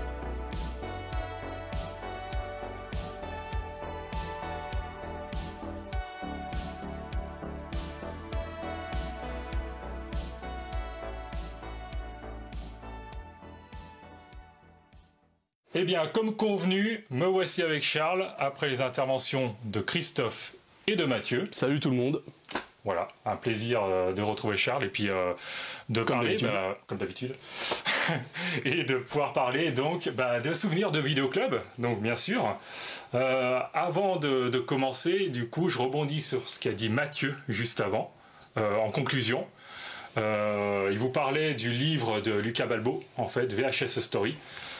C'est celui-ci, voilà. Alors que moi j'avais acheté via le Chat qui fume, mais du coup je pense qu'il est toujours disponible chez Metal Luna Store notamment et d'autres magasins potentiellement. Il a l'air d'être le distributeur officiel Metal Luna Store a priori, j'ai bien l'impression. Et ce qui est pas mal, c'est que VHS Story en fait ça parle des différents éditeurs de VHS à l'époque. Ah ouais, René Château. Voilà, exactement, et il y en a énormément qui était spécialisé dans certains types de films. Tiens, il y a aussi une... voilà, Melki, Avoria... Il y a aussi voilà, une entrevue avec Laurent Melki, affichiste, voilà. Légendaire chez nous, en tout cas. Voilà. Donc voilà, VHS Story, si vous aimez les vidéoclubs, et surtout voilà, tout ce qui est éditeur des années 80, en tout cas, début 90, c'est très très intéressant à lire. Et il n'y a pas longtemps aussi, la FNAC avait offert également, si vous étiez adhérent à la FNAC, Vidéoclub, donc voilà, 1980-1990, c'est pour découvrir des films en fait qui sont sortis à cette époque-là. Donc voilà, c'est plus une découverte, une redécouverte. Si jamais vous avez loupé quelques films. Il y a énormément de jaquettes qui sont montrées dans ces pages. Il y a beaucoup de visuels sympas en fait. Il y a des focus sur quelques réalisateurs, quelques acteurs bien sûr connus de cette décennie. Hein. C'est un peu par genre a priori. Hein. Voilà, si vous êtes quadragénaire, si vous avez la cinquantaine, même aussi, vous pouvez replonger dans ces films-là. Ah, puis par acteur également. Et oui, c'est ça, il y a des focus acteurs. River Phoenix, par exemple, Mickey Rourke, exactement. Et pour ceux qui n'ont pas connu cette période, c'est un bon moyen de plonger dedans. Voilà. Avec quelques affiches en pleine page. Hein, voilà, sympa. Il y a du John Carpenter, bien sûr, il y a du David Cronenberg. C'est un petit peu obligatoire. John McTiernan, j'ai envie de dire. Sam Raimi. Tu veux du Carpenter, voilà. C'est ça. T'as du Carpenter. Donc voilà, mais même si vous n'êtes pas adhérent à la FNAC, en fait, du coup, il n'est pas offert, bien sûr, mais il coûte 15 €, je crois, il me semble. Je crois que c'était 15 €. Ce qui est une somme relativement modique quand tu vois l'ouvrage, en fait. C'est assez complet. Space Jam, voilà, bien sûr. Un classique. Voilà, Michael Jordan. Un classique. Forcément. Un symbole aussi des années 90, Michael Jordan. Vrai. Voilà. Ah tiens, voilà. Hein. Et oui. Donc voilà, une bonne plongée dans ces films-là, des années 80-90, que je vous recommande également. Voilà, 2 ouvrages très intéressants. C'est vraiment sympa d'avoir autant d'affiches. C'est ça. Voilà, hein. Parce que c'est quand même, de Noël aussi. Les affiches sont quand même typiques justement de ces périodes. Hein. C'était un métier, affichiste. Et un métier qui est un petit peu perdu. Hein. Au profit des photos maintenant. Voilà, c'est ça, du Photoshop, malheureusement. C'est ça, des photos promo quoi en fait. C'est ça, exactement. Et donc on va évoquer un peu des souvenirs. Voilà, on est là pour ça. Disons que si vous êtes trentenaire ou plus, vous avez forcément tout un tas de souvenirs de ces lieux mythiques. On va vous évoquer les nôtres. Exactement, tout à fait. Alors moi quand j'ai découvert les vidéoclubs, j'étais tout gamin bien sûr, mais on va dire vraiment mes souvenirs, c'est forcément à la préadolescence. Voilà. Quand t'avais 10, 12 ans, grosso modo, c'est principalement là que t'avais les gros souvenirs. Milieu des années 90 et aube 2000, on arrive par là. Ouais, c'est plutôt, je dirais, milieu des années 90, a priori, Voilà, Et il commençait même d'y avoir une légère transition avec le DVD qui commençait à venir. Les DVD n'étaient pas encore disponibles les premières années où j'allais dans les vidéoclubs. Il n'y avait pas encore de DVD, c'était pas encore un support qui était arrivé sur le marché, mais ça allait effectivement pas tarder. Ça allait effectivement pas tarder. D'ailleurs, moi j'habitais en Suisse personnellement, donc dans certains vidéoclubs en Suisse, ils louaient pas que des films, ils louaient aussi des jeux vidéo. Ah ouais. D'accord. Ouais. Et d'ailleurs, il y a une loi qui est passée quelques années après qui a interdit la location de ces trucs-là, donc ils ont dû en fait les vendre. Et effectivement, j'avais à l'époque, quand j'avais pas l'argent pour m'acheter des jeux, j'en louais en fait. Et c'est vrai que sur NES, Super NES, c'était pour éviter de faire la concurrence justement aux magasins qui étaient spécialisés dans les jeux vidéo. Je pense, ouais. Je pense. C'est ça. Donc il y avait aussi des jeux vidéo. Pendant une petite période, il y avait un petit peu de vente de jeux légers, voilà. Mais c'était pas. Je me rappelle que je louais très souvent un jeu Super NES, Super Ghouls and Ghosts, dont on vous affichera la jaquette sur un des côtés de l'image, on verra, parce que c'est une très belle flying jacket qui fait très VHS en plus, donc voilà, pour un petit encart, c'était mentionnable. Donc toi, ton souvenir le plus lointain, lorsque tu es rentré dans un vidéoclub, est-ce que tu t'en souviens de cette sensation ou pas? Alors, en client, mes souvenirs les plus lointains, je me rappelle que c'était un tout petit vidéoclub de quartier. Vraiment, c'était une toute petite salle, un petit KGB, à peine plus grand que le KGB dans lequel on est en fait. Ah oui, c'est vraiment à peine plus grand que ça. Et du coup, les films étaient vachement en hauteur, donc il y avait énormément de verticalité dans les rayonnages. Du coup, il n'y avait pas par exemple, il n'y avait pas de salle spécialisée pour les films pour adultes. En fait, ils étaient vraiment dans un coin, tout au-dessus. Mais genre, quand t'étais gamin, tu pouvais apercevoir des images que t'avais pas trop le droit de regarder, tu vois. Genre. C'était inatteignable. Et ce qui m'a pas mal marqué, je pense toi aussi, quand t'es rentré dans les vidéoclubs, c'était les fameuses flying jackets de l'époque, surtout les flying jackets des films d'horreur. Où il y avait des trucs complètement incroyables. La jaquette de Branded en VHS, vraiment cauchemardesque pour un gamin, mine de rien. Franchement, quand tu voyais l'espèce de fœtus difforme là sur l'image, là, waouh, c'était quelque chose. Ça. C'est celle dont tu te souviens le plus, qui t'a marqué, en tout cas. C'est la première qui m'avait marqué. De jaquettes de VHS quand j'étais gamin dans un vidéoclub, c'était celle de Branded. Évidemment, mes parents n'avaient pas voulu louer ce film, forcément. T'avais quel âge là? J'avais quoi? J'avais même pas 10 ans, je pense. Ouais, je devais avoir genre 8 ans, un truc comme ça. C'est l'époque où tu vois, où tu découvrais tes premiers films d'horreur, genre Gremlins. Pour moi, c'était un film d'horreur quand j'étais gamin, tu vois. Les Dents de la Mer, voilà, c'était des trucs. Genre, t'avais pas trop le droit de les regarder, mais genre, tu les avais chopés une fois à la télé, donc voilà, tu vois. À 10 ans, effectivement, alors nous, on n'avait rien demandé, mais c'est notre père, en fait, qui avait apporté la cassette de Aliens. Enfin, Alien, puis Aliens, en fait. Et on avait 10 ans. Enfin, moi, j'avais 10 ans, et puis... Et on avait 8.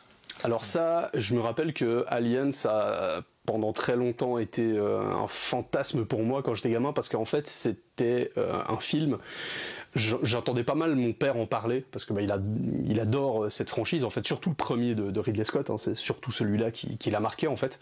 Il est moins porté sur les suites, mais en fait c'était à l'époque, c'était en 93, donc à l'époque de la sortie d'Alien 3, qui a fait énormément parler de lui, ce film, à l'époque. Et je me rappelle que mes parents étaient avec mon grand cousin qui a 10 ans de plus que moi, qui était venu nous rendre visite, et ils avaient loué ce film.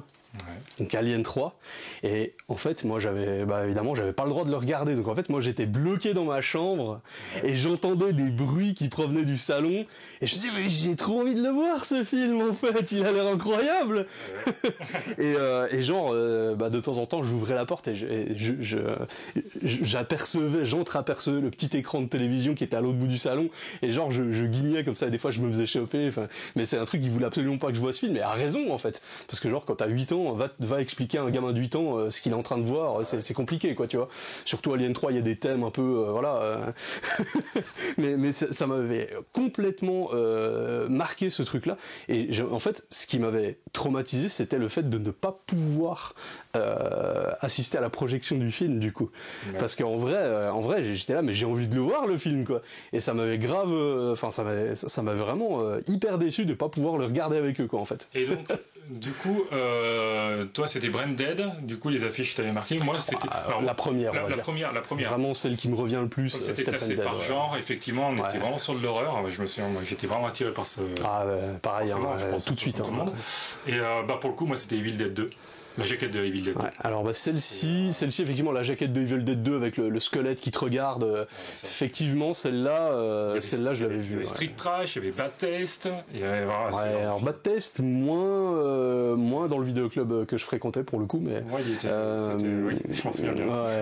Alors il y en avait deux en fait, il y en avait deux dans le quartier qui étaient assez proches l'un de l'autre.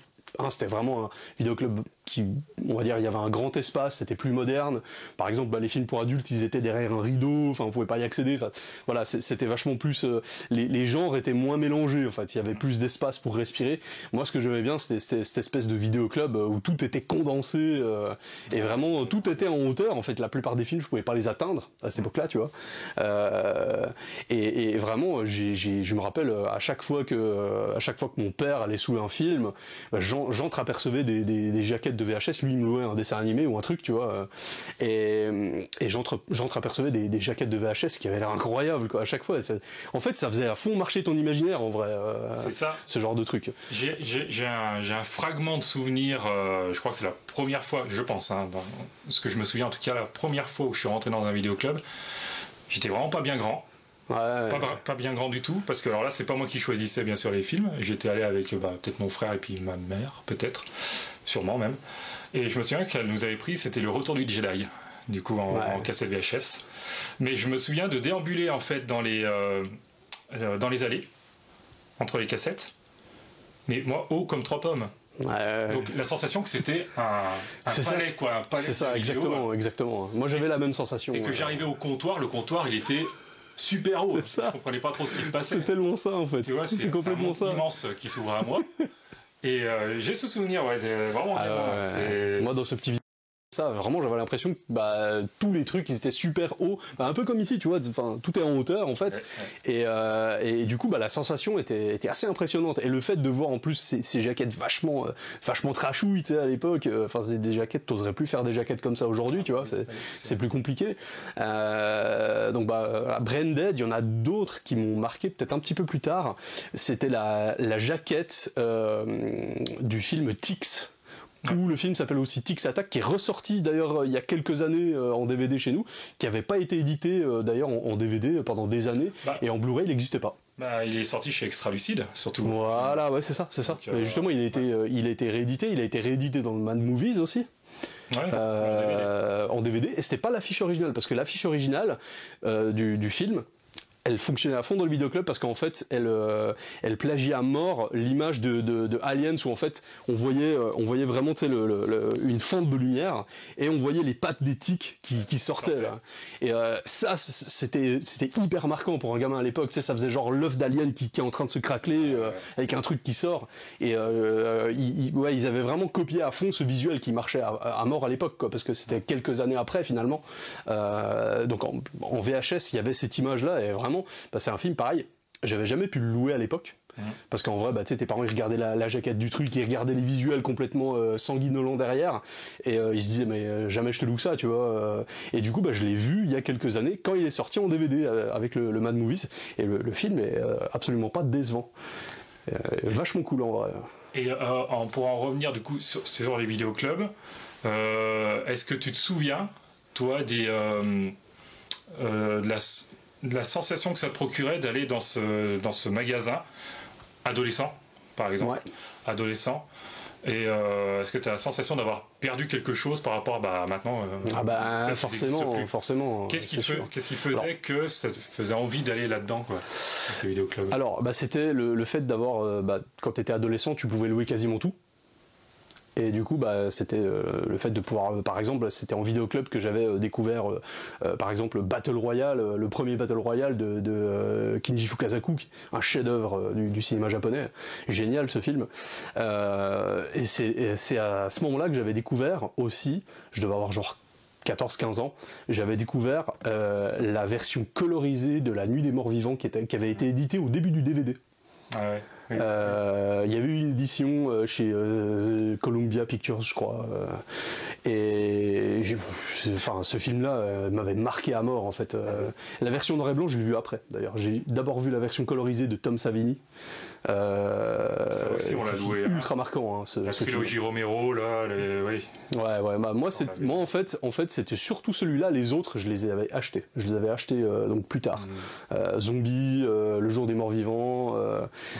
Déjà, c'était dans la période où je m'achetais des DVD, en fait. T'avais une carte d'abonnement dans le vidéoclub ou bien je crois qu'on avait effectivement une carte dans un des vidéoclubs, effectivement. On avait une carte.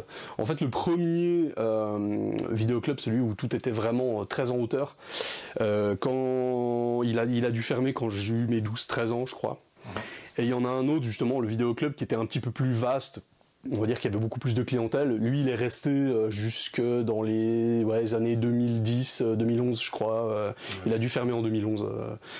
2011, c'est l'année où la plupart des vidéoclubs ont mis la clé sous la porte. En vrai, c'est vraiment 2011-2012. C'est vraiment là que. C'est là qu'en fait, on va dire la plupart ont fermé. C'est là que les petits résistants ont commencé à apparaître. Certains même qui ont ouvert des vidéoclubs, des petits indépendants qui ont ouvert des vidéoclubs à cette époque-là d'ailleurs, qui n'ont pas fait long feu en général. Mais il y en a qui ont tenté l'aventure justement dans la période où la plupart des vidéoclubs fermaient en fait. Je me souviens, moi, que c'était un lieu où, alors forcément, il y avait l'aspect social. Hein. Alors déjà, tu mettais 10 000 ans pour choisir un film. Si tu rentrais et que tu savais pas ce que tu voulais, tu mettais... Bon, moi, je sais que je tournais pendant énormément de temps dans le magasin parce que je savais pas quoi prendre. Bien sûr. Hein. Et puis en même temps, t'étais tiraillé, il y avait plein de trucs. Et en même temps, j'étais pas le seul parce que du coup, t'avais d'autres clients aussi qui zonaient, quoi, qui savaient pas non plus. Et du coup, ça crée aussi des interactions. Enfin, je sais pas si toi c'était le cas, mais pas trop. Je sais que moi je parlais avec les autres, les clients, bien sûr avec le gérant aussi. Hein, alors effectivement. Un lieu où se réunissent des cinéphiles, mais pas que quoi. C'est des gens qui venaient prendre. Le vendredi soir, c'était vraiment le moment où il fallait prendre sa VHS. Tu vois, le week-end était là. Location pendant 24 heures. Tu devais rapporter la cassette rembobinée, du coup. Exactement. Dans la petite boîte. Tu sais, il y avait la petite boîte de boîte aux lettres, quoi, tu vois. Pour déposer les films cassettes, loués. Exactement. Absolument, Et aussi, lorsqu'un film sortait, un nouveau, c'était la bagarre. S'il y avait juste 2 exemplaires, par exemple, et que tu avais 10 clients qui voulaient prendre le film à sa sortie, en fait, il fallait réserver. Il faut savoir un truc, c'est qu'à l'époque de la VHS, les films en VHS pour les vidéoclubs coûtaient beaucoup plus cher à l'achat qu'à la vente pour, on va dire, dans les magasins pour les clients. C'était souvent des versions spécifiques. Ouais, c'est ce qu'a dit Mathieu. Voilà, et les VHS à l'achat coûtaient extrêmement cher. Ça, c'est un truc qu'il faut aussi savoir, c'est que les VHS, ils en avaient peut-être juste une ou deux de chaque film. Parce qu'ils pouvaient pas forcément se permettre d'en acheter plus en vrai. Oui. Parce que c'était un risque énorme. Et d'ailleurs, l'arrivée du DVD a permis de démocratiser un petit peu ça. Et du coup, pour eux, les films qu'ils achetaient pour les louer, ça leur coûtait vachement moins cher. Donc ils pouvaient se permettre facilement d'en acheter, je sais pas, 5-6 exemplaires de vraiment des gros blockbusters, des films qui savent que ça va partir. Là, ils en achetaient beaucoup plus. Ça, c'est un truc aussi, il faut le savoir. Alors, du coup, toi, tu as vécu ça en tant que client, du coup. Ouais. Et moi, ça a été mon premier job aussi. Ouais. Bien de la chance. J'ai eu le bonheur, de la chance. J'ai essayé. De faire mes premiers stages, on va dire, et puis après travailler pendant les vacances, en fait, dans un vidéoclub. Et pas longtemps, mais je peux te dire que lorsque le gérant il est en vacances et que toi, tu as le vidéoclub que pour toi, à cette époque-là, tu t'éclates quoi. T'es un peu le roi du monde. Ah ouais, c'est le vénard. Tu dis qu'est-ce que je vais pouvoir prendre ce soir. J'ai tout le vidéoclub pour moi. Qu'est-ce que je regarde.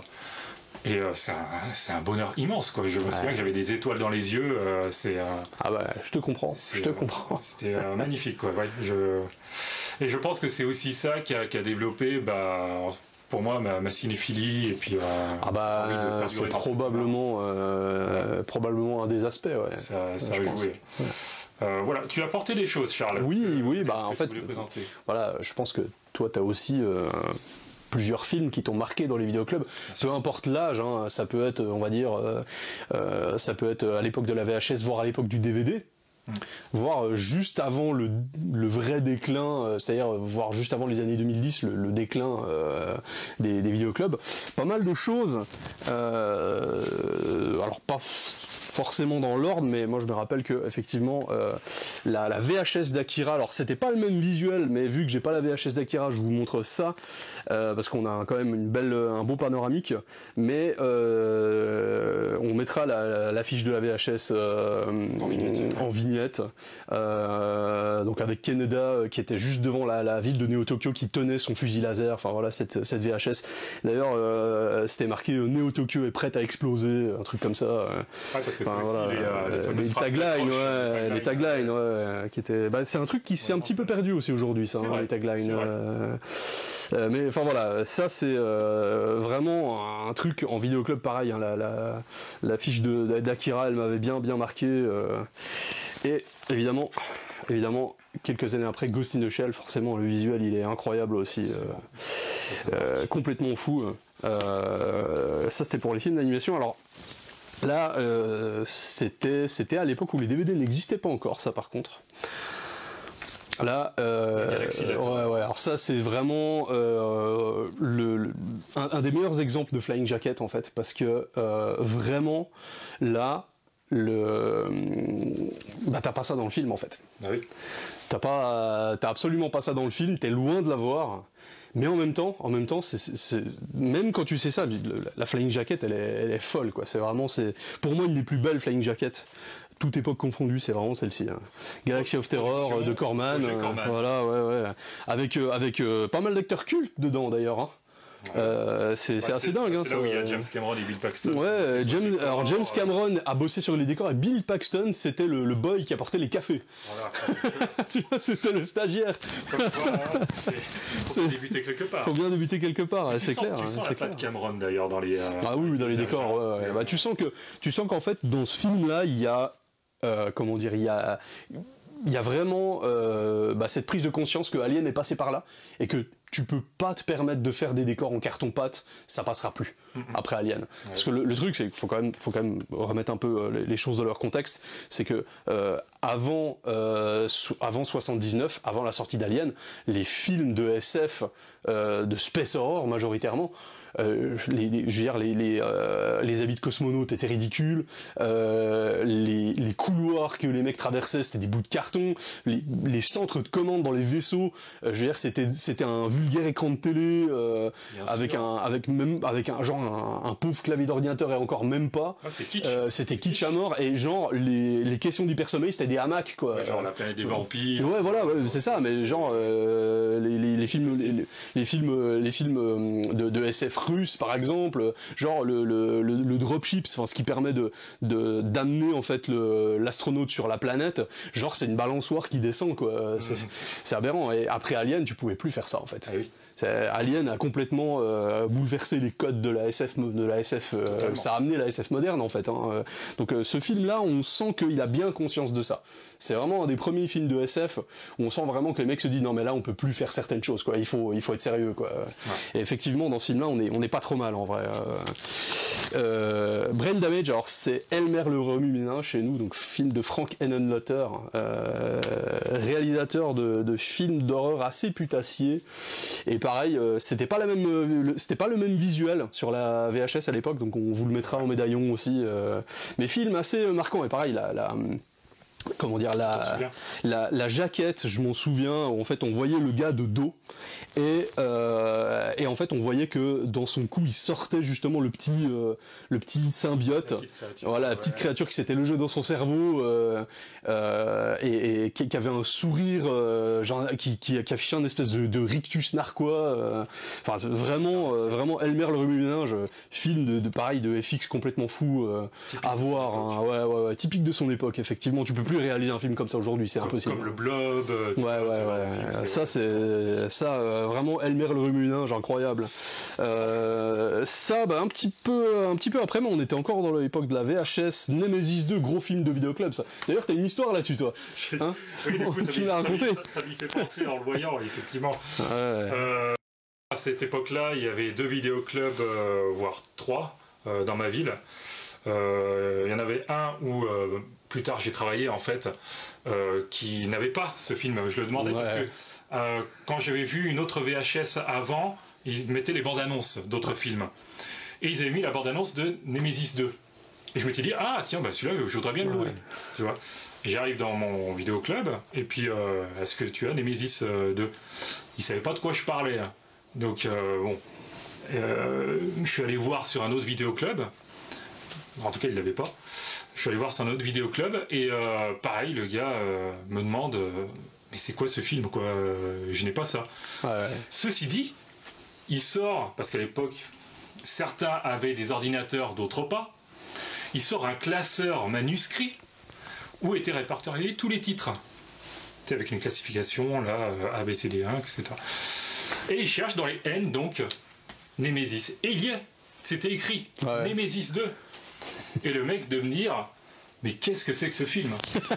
Lui-même qui travaillait dans le magasin n'avait pas conscience de ce film, il savait pas qu'il l'avait. Donc c'est là, alors, il me tend le film en VHS, il n'y avait même pas la jaquette.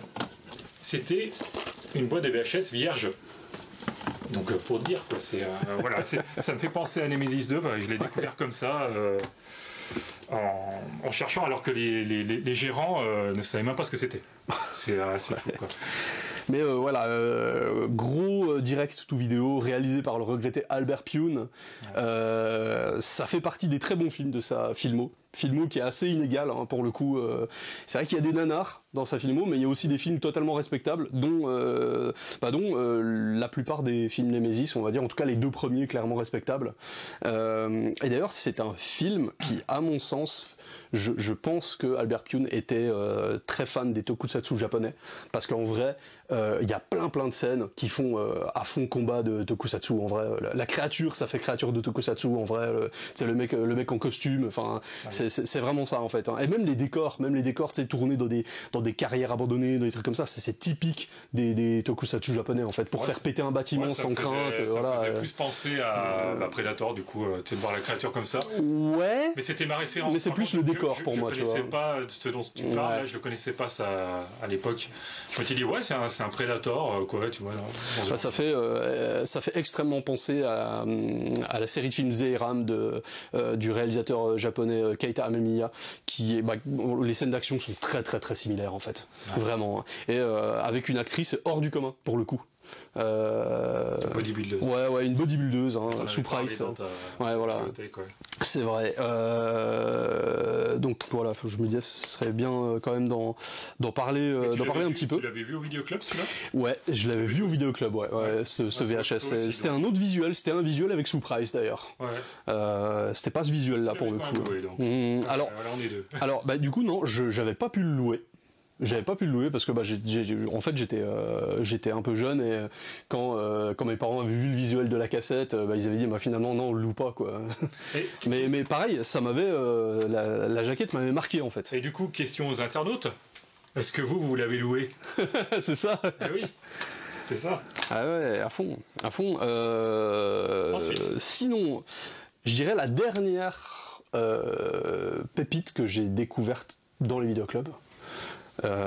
C'est une trilogie, on en a brièvement parlé, mais c'est la trilogie Ginger Snaps, donc trilogie canadienne de films d'horreur lycanthrope, voilà, avec des visuels un peu alternatifs par rapport à ce que vous avez pu voir sur l'autre vidéo. Donc les 3, je les ai découverts grâce au vidéoclub.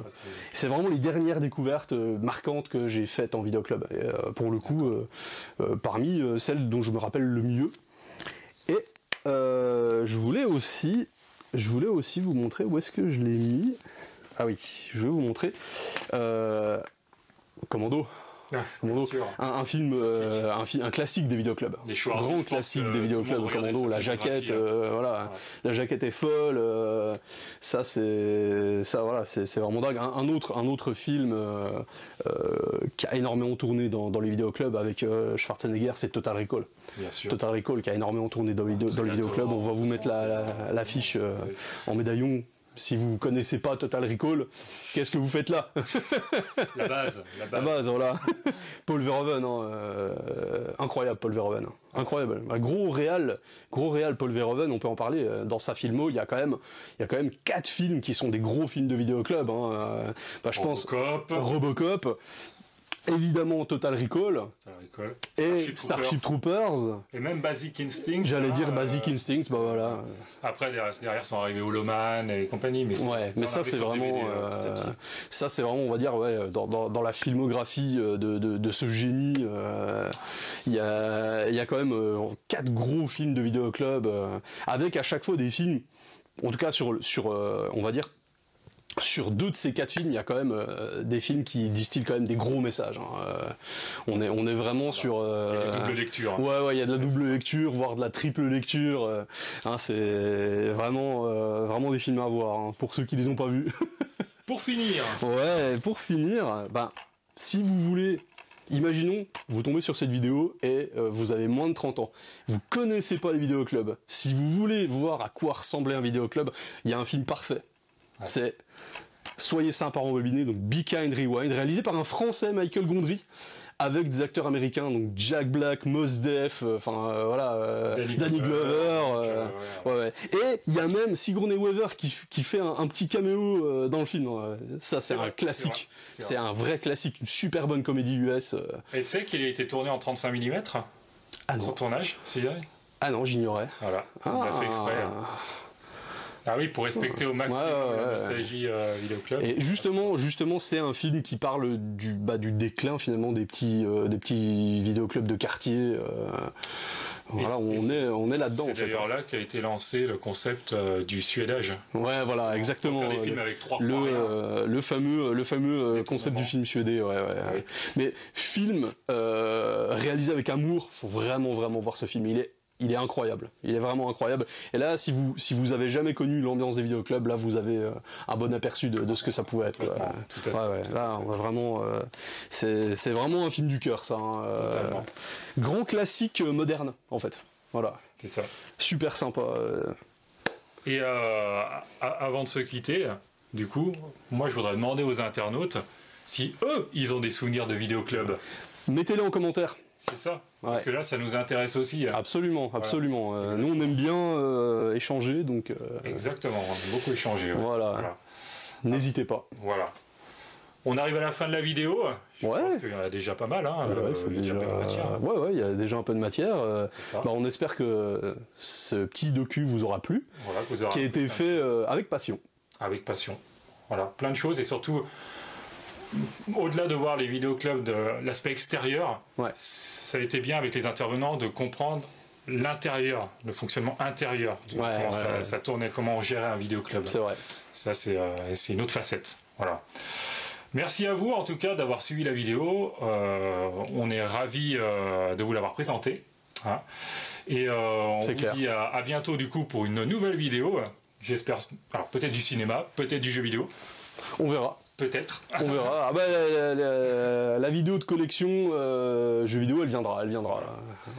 On la fera un jour. En tout cas, merci à vous. Vive les vidéoclubs. Même s'il n'y en a plus beaucoup maintenant, on espère que sous une forme ou sous une autre, dans un avenir proche, ils reviendront. On espère. Voilà. Merci à vous. À la prochaine. À la prochaine. Salut tout le monde.